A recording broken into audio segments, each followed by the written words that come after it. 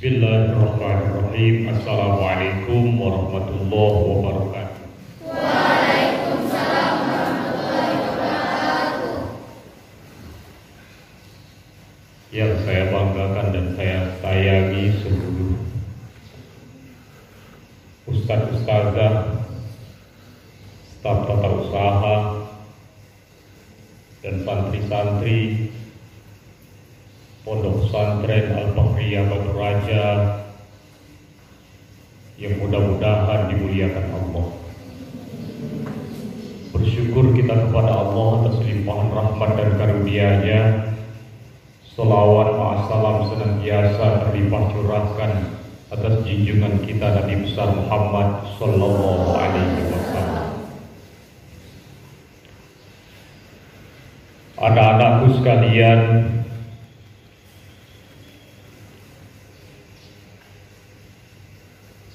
kaum santri, para ulama yang seringkali disebut dengan kaum sarungan, memiliki andil besar di dalam upaya merebut kemerdekaan Republik Indonesia ini, mempertahankan kemerdekaan serta mengisi kemerdekaan negara Republik Indonesia ini.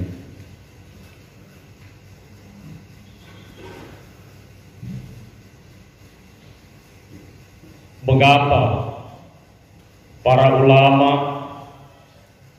dan kaum santri yang berpegang teguh pada ajaran agama yang dibawa oleh Rasulullah Sallallahu Alaihi Wasallam begitu getol untuk merebut dan mempertahankan kemerdekaan serta kedaulatan bangsa ini? Karena sesungguhnya keinginan untuk merdeka, keinginan untuk bebas dari keterjajahan,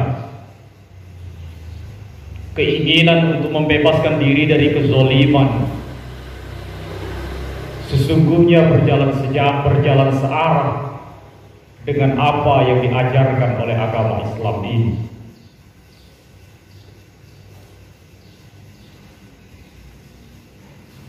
Maka ketika ada keinginan dari anak bangsa untuk mempertahankan bangsanya, untuk cinta kepada bangsanya,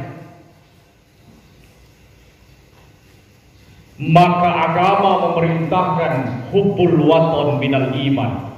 Cinta tanah air adalah bagian dari iman. Maka ketika umat Islam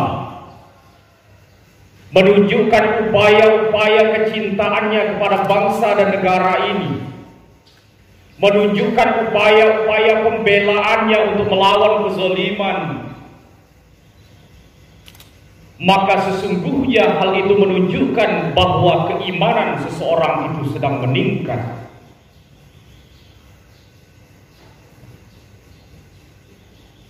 Dan yang mampu menggabungkan antara kecintaan terhadap negara yang dimotori oleh perintah agama itu hanyalah santri dan ulama.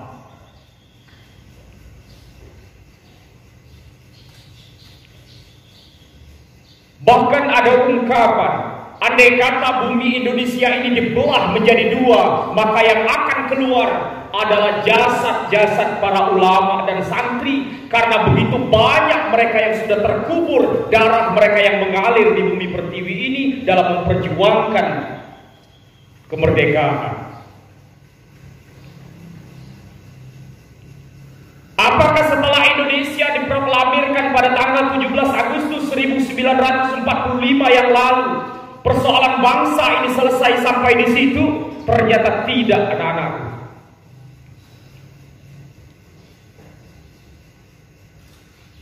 Karena kemerdekaan Republik Indonesia ini bukanlah pemberian bangsa asing, murni karena perjuangan anak bangsa, murni karena perjuangan ulama dan santri, Maka negara-negara yang awalnya menjajah Indonesia tidak pernah rela dengan itu.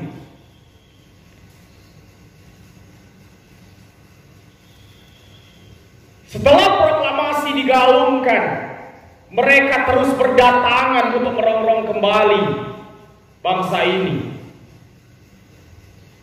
Salah satunya adalah pada tanggal 15 September 1945,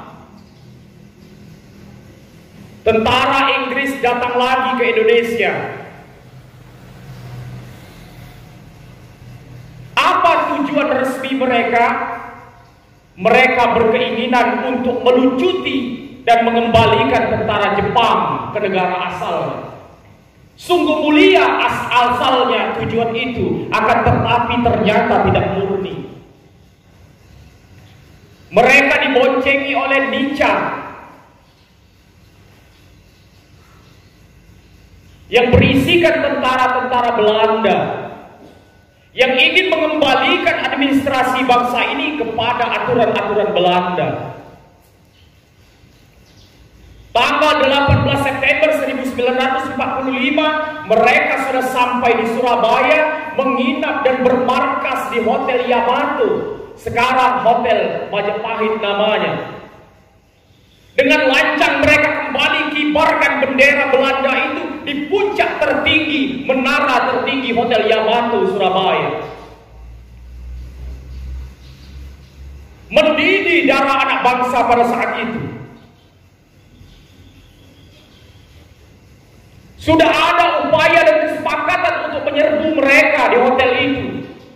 Akan tetapi karena kebijakan Residen Surabaya, mereka didatangi dengan cara baik-baik. Akhirnya mereka bermusyawarah di lobi Hotel Yamato. Residen Surabaya diwakili oleh Mas Sidik untuk menyuruh mereka kembali, menurunkan bendera itu. Tetapi apa yang mereka lakukan dari Belanda dan Inggris itu, mereka tolak mentah-mentah permohonan ini. Bahkan mereka tidak mengakui kemerdekaan Indonesia. Terjadi adu mulut dan adu fisik di situ. Mas Sidik berhasil mencekik mati orang Inggris itu. Akan tetapi tentara-tentara Inggris dan Belanda pun kemudian berkumpul di lobi hotel itu, menyerbu Mas Sidik yang sendirian. Akhirnya tumbanglah Mas Sidik, tertancap pisau di tubuhnya. Sementara orang yang berangkat bersama Mas Sidik mencoba menaiki, memanjat tembok hotel itu untuk menurunkan bendera Belanda yang sedang berkibar di puncak tertinggi Menara Yamato. Ketika sudah sampai di sana, mereka robek birunya, tinggallah merah putihnya. Tidak ada sama sekali hal yang mereka takuti, anak-anakku. Ketika itu sudah terobek, mereka turun dan kepalanya terserempet peluru dan tumbang.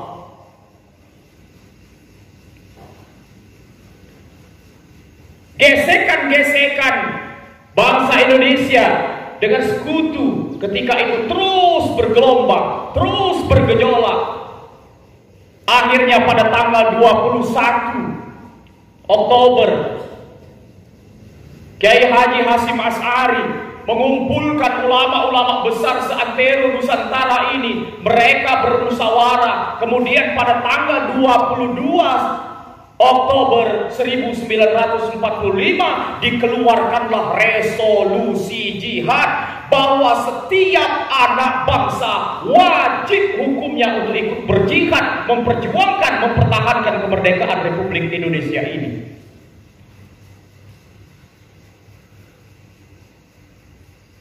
Siapa pelopornya?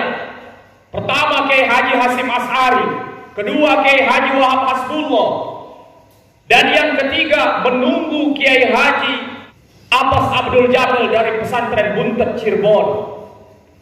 Bersama para ulama, bersama para santri, beberapa gerbong kereta api diberangkatkan dari Cirebon ke Surabaya. Resolusi jihad inilah yang kemudian menyatukan anak bangsa, membela negara, berperang dan tumpah darah pada tanggal 10 November 1945 itu, yang kemudian dinobatkan sebagai Hari Pahlawan.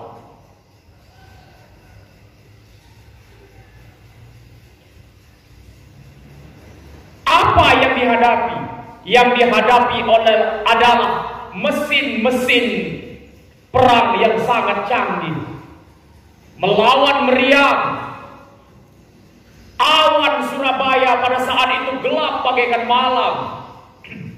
Rudal-rudal dijatuhkan, pesawat-pesawat tempur berkecamuk di atas bumi Surabaya ketika itu. Hanya dilawan dengan senjata seadanya yang dikobarkan dengan pekik takbir dan merdeka dalam satu napas yang digaungkan oleh Kiai Haji Hasyim Asy'ari. Allahu Akbar, Allahu Akbar, Allahu Akbar, merdeka. Cuman ucapan itu yang santri dan ulama punya ketika itu. Tetapi syukur alhamdulillah, mereka pun tumbang. Jenderal Malabi yang berasal dari Inggris pun terbunuh pada saat itu. Inilah sekelumit contoh bagaimana peran santri dan ulama dalam memperjuangkan bangsa ini. Akan tetapi anak-anakku, Allah Subhanahu wa Ta'ala senantiasa mengingatkan kita untuk tidak terlena. Apa kata Allah dalam surah At-Taubah? Tidak sepatutnya semua kamu itu keluar ke medan perang. Mengapa tidak sebagian dari kamu itu keluar menuntut ilmu, sehingga kau bisa memberikan peringatan kepada kaummu setelah engkau kembali, agar mereka bisa menjaga diri. Hal ini anak-anakku menunjukkan bahwa menuntut ilmu dan jihad di medan perang memiliki satu kesamaan, apresiasi dari Allah Subhanahu wa Ta'ala.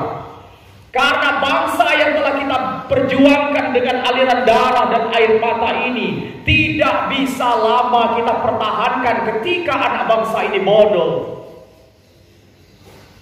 Kau tidak akan mampu menjaga diri, kata Allah. Kau tidak akan pernah bisa menjaga bangsamu kalau kualitas pendidikanmu, kualitas keilmuanmu rendah. Yang kita hadapi sekarang anak-anakku bukan lagi senjata-senjata, akan tetapi yang kita hadapi adalah perang ideologi. Yang kita hadapi sekarang adalah perang peradaban. Yang kita hadapi adalah perang pemikiran. Dikala pemikiran kita terkungkung, dikala pemikiran kita dangkal, maka akan dengan mudah bangsa ini kembali dijajah oleh pihak asing. Kita bisa berpangku tangan saat ini, karena inilah perjuangan orang-orang tua kita dulu. Tapi kalau sekarang kita berleha-leha, wahai anak-anakku, apa yang akan terjadi dengan anak cucu kita nanti selepas kita? Bangsa ini akan kembali diobok-obok oleh penjajah. Bangsa ini akan menjadi kacung di bangsa sendiri. Kita lihat bagaimana ketertarikan bangsa-bangsa lain terhadap Indonesia ini. Kenapa mereka tertarik pada bangsa Indonesia ini? Tongkat, kayu, dan batu pun jadi tanaman. Bangsa ini kaya. Di atas buminya adalah harta. Di dalam buminya adalah harta. Apapun diletakkan di atas bumi Indonesia ini, dia akan tumbuh. Ketika bumi Indonesia ini dibelah, maka tambang-tambang akan keluar. Maka wajar ketika bangsa ini menjadi perebutan bangsa-bangsa asing. Kalau kita bodoh anak-anakku, maka sangat akan terjadi, sangat memungkinkan untuk terjadi penjajahan akan kembali terjadi di bangsa ini. Tentu kita tidak ingin anak-anak cucu kita nanti menderita karenanya. Maka berkaitan dengan itu anak-anakku, resolusi jihad yang telah digaungkan, diikrarkan pada tanggal 22 Oktober 1945 kemudian diperingati sebagai Hari Santri Nasional. Kita semua adalah santri, kita harus menjaga kedaulatan bangsa ini. Tanamkan sikap rela berkorban, tanamkan sikap pantang menyerah terhadap segala macam tantangan dan gangguan di tubuh kita, karena di dalam diri kita mengalir darah santri dan ulama. Jangan pernah takut kepada dunia, jangan pernah takut kepada ancaman. Lakukan perjuangan. Siapapun yang akan mengganggu ulama kita, siapapun yang akan mengganggu pesantren kita, kita kobarkan jihad kepadanya. Jangan pernah takut kepada tantangan. Allah berada bersama-sama dengan kita. Jangan matikan perjuangan. Teruslah belajar, jangan cengeng. Menghadaplah kalian kepada ungkapan Imam Syafi'i yang ada di sebelah sana. Tolong baca bersama, wahai anak-anakku yang ada di sebelah kiri. Baca yang itu. Jika kamu tidak sanggup